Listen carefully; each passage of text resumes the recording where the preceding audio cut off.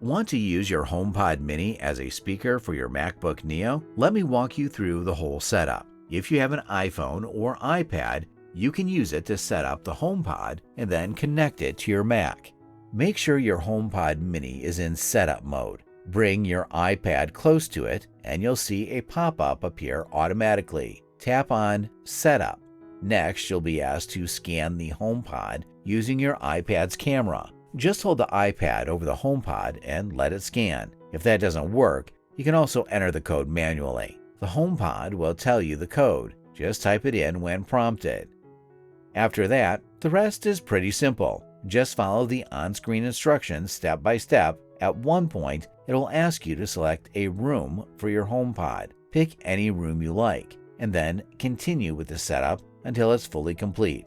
Now your HomePod is ready. Let's connect it to your Mac. There are two important things to check. First, make sure your Mac and your iPad are signed in with the same Apple ID, and both devices are connected to the same Wi-Fi network. Once that's done, you're ready to go. Play something on your MacBook.